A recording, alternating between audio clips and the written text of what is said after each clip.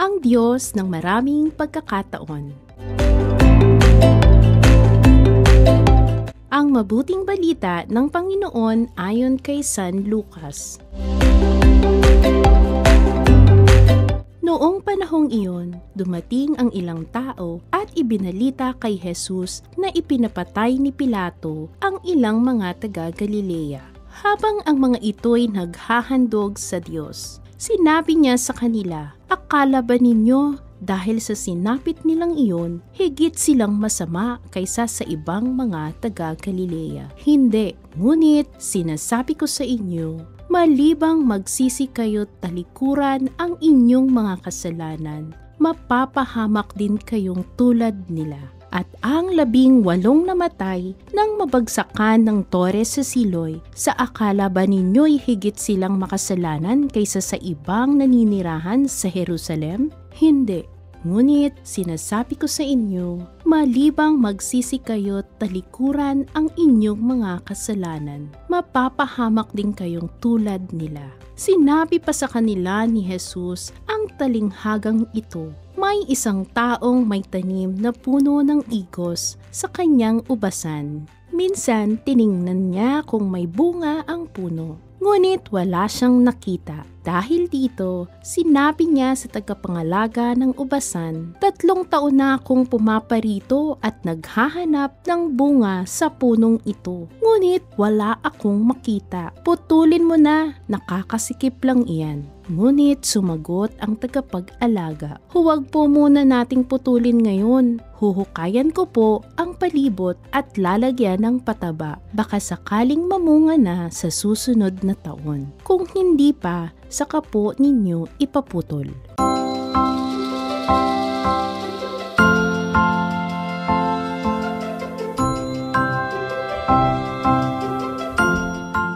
Mga bata, alam ba ninyo kung ano ang puno ng igos na sinasabi ni Kuya Jesus sa kwento natin ngayon? Bukod sa ulibo at punong ubas, ang puno ng igos ay isa sa mga punong mahalaga at laging binabanggit sa Biblia. Mahalaga ito sapagkat bukod sa ito ay namumunga ng masarap na prutas na mayaman sa bitamina. Ito rin ay gamot sa ilang uri ng sakit. Noong panahon ni Kuya Jesus, karaniwang pahingahan din ito ng mga tao at maging ng maraming ibon, sapagkat ang punong ito ay lumalaki at mayayabong ang mga sanga. Ngunit bagamat ang puno ng igos ay mabilis tumubo, nangangailangan naman ito ng karagdagang pag-aalaga upang makapamunga ng marami. Sa kwento ni Kuya Jesus na napakinggan natin ngayon, sinasabing may isang taong may tanim ng punong igos. Ngunit 3 taon na niyang inaalagaan ay hindi pa rin namumunga. Gusto na ng may-ari na putulin ito sapagkat walang pakinabang. Ngunit tumanggi ang hardinero. "Huwag po muna nating putulin ngayon," sabi niya. "Huhukayan ko po ang palibot at lalagyan ng pataba. Baka sakaling mamunga na sa susunod na taon. Kung hindi pa, saka ninyo ipaputol."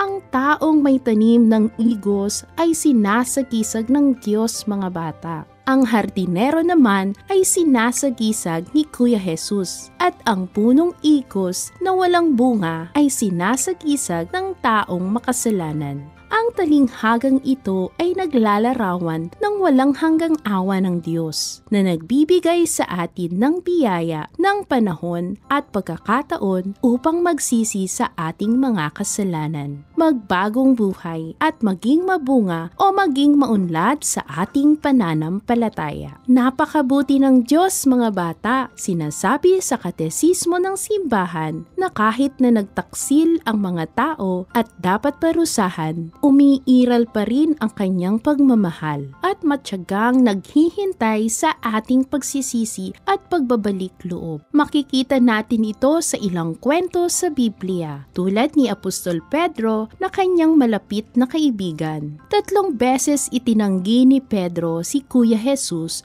noong nililitis ito, ngunit pinatawad siya ng Panginoon. Ang isa pang kahangahangang halimbawa ng tunay na pagpapatawad ng Diyos ay noong nakapako si Kuya Jesus sa krus. Buong puso niyang pinatawad ang mga taong naging dahilan ng kanyang kamatayan, kahit na pinagtatawanan pa siya ng mga ito. Huwag nating kalimutan mga bata na ang Diyos ay hindi lamang nagbibigay ng ikalawang pagkakataon. Ang Diyos ay laging nagbibigay ng maraming pagkakataon sa atin upang magsisi at magbalik sa Kanya. Ganyan kamapagmahal at mapagpatawad ang Diyos. Kaya naman ngayong 3 linggo ng Kwaresma, pinapaalalahanan tayo na huwag matakot o mahiyang lumapit sa Diyos kapag tayo ay nagkakasala, gaya ng puno ng igos na nangangailangan ng karagdagang pag-aalaga upang makapamunga ng marami. Alagaan din natin ang ating sarili at ang ating kaluluwa sa pamamagitan ng buong kababaang loob na pag-amin sa ating mga kahinaan at kasalanan at bumalik sa Kanya lagi ng may pagtitiwala sa Kanyang awa at pagmamahal. Paano tayo mamumunga sa kabanalan katulad ng puno ng igos? Ugaliing magbalik loob sa Panginoon araw-araw. Bago matulog, alalahanin ang mga kasalanang ating nagawa at buong pusong humingi ng tawad sa mga ito. Sikapin din natin na hindi na ito mauulit muli sa pamamagitan ng pag-focus sa paggawa ng mga kapaki-pakinabang na gawain, gaya ng pag-aaral ng mabuti, pagpapaunlad ng ating mga talento at kakayahan at ang pagiging mabuti sa mga taong nakapaligid sa atin.